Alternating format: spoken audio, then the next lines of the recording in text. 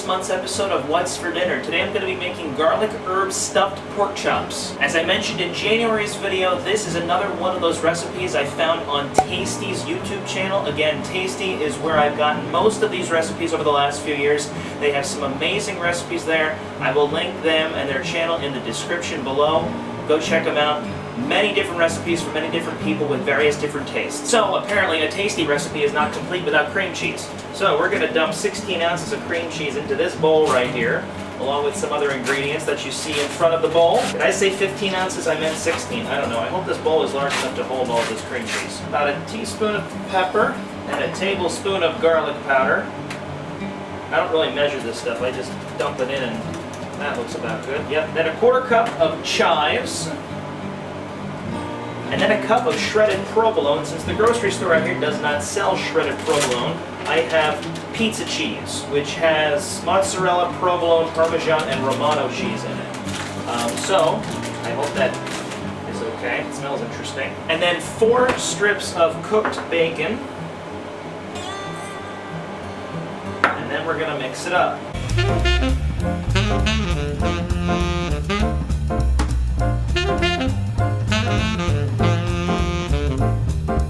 Alright, I'm pausing the time lapse here. This cream cheese is still a little hard to work with, so I'm just going to use my hands.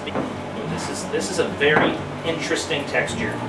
Do I regret my life choices? No, I don't. Okay, well this is not working as I thought it would, but it actually looks quite well mixed. So, I'm going to leave it like that. Washing the hands now. Alright, I got the cream cheese off my hands. Now I'm going to reset my station here. Going to bring the pork chops out and move on to the next part. Okay, so I've reset everything now. We got the pork, we got our mixture, cream cheese and whatnot, and we have our breading components. Yes, this is one of the breading episodes. Many of you know how much I love to bread things. I'm going to do, the recipe calls for 8 pork chops. So, I'm going to take one of them right here. They need to be fairly thick. I'm going to season both sides with salt and pepper.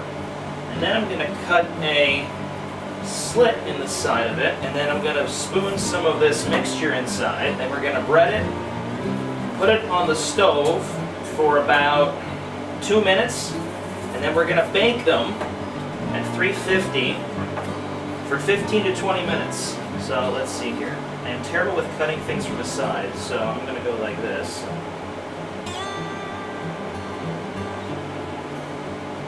You don't want to cut it all the way through. You got to leave a nice opening to fit the mixture inside of. This is one of the more difficult things that I have to do when I make these things. And I think I mentioned they need to be boneless pork chops as well. Makes it easier. Don't have the bone to contend with. Okay, that looks deep enough. Let's go ahead and spoon some of this in.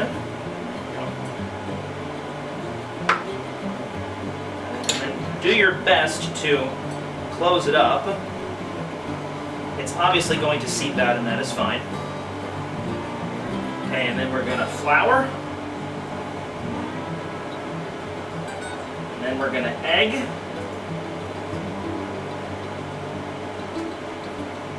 And then we're going to breadcrumb.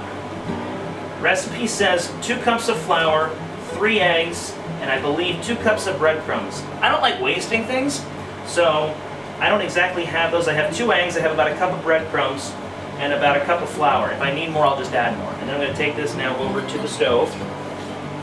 And now we repeat for the other 7. I'm going to time-lapse that as best I can. I have to start this over here.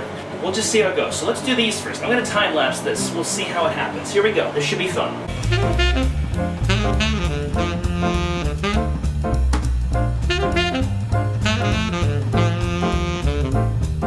Here's what I've done. I made 4 that are now on the stove. I'm going to cook these on the stove 2 minutes per side-ish.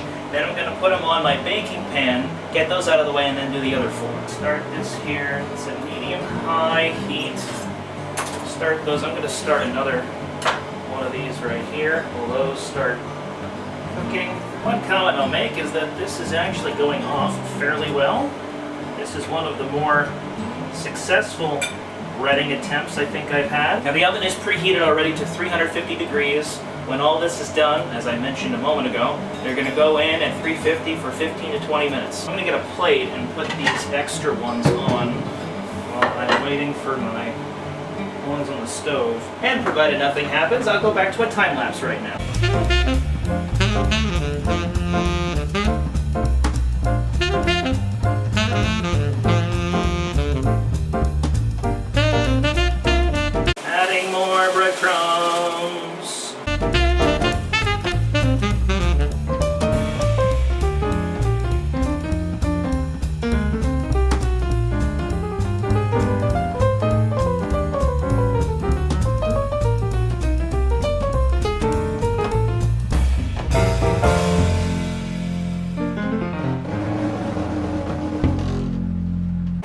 finished all of the 8 pork chops now. The other 4 over here, I'm going to take these off the heat, and now I'm going to transfer these over. Put these on next.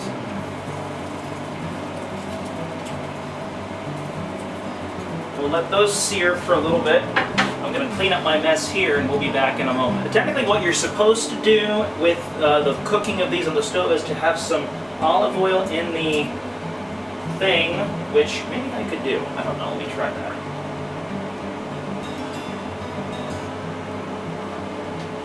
I didn't do that with the first 4, so that's any consolation. This might be a little bit different now. What I might do is bring these back in after I do these 4. That's pretty much it. I'm just waiting to get these things done and in the oven at 350 for 15 to 20 minutes. I think I've said that about 4 times now. Leave a comment below how many times I repeat myself in these videos. And believe me, I do it more often, you just don't see it. It's called the magic of editing. That looks a lot better.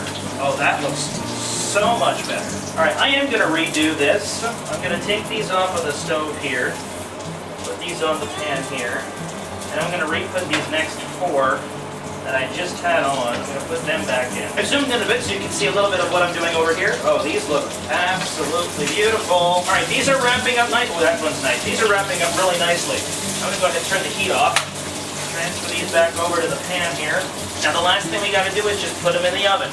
You already know how long it has to be. I've said it enough times already. Oven.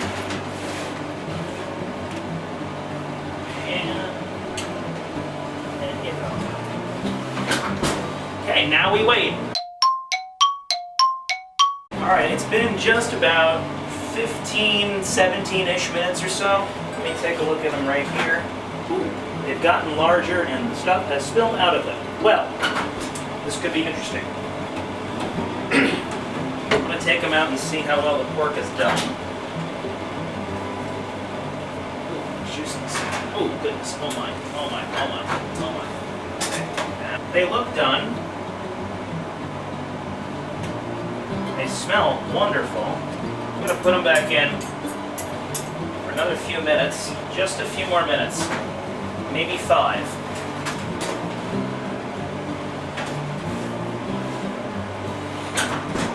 Okay, so about another 5 minutes, and then we'll be back to taste them. Okay, so it's been another 5 minutes. The cheese is really puffing out of these things, so I think they're done. I'm going to go ahead and turn the oven off.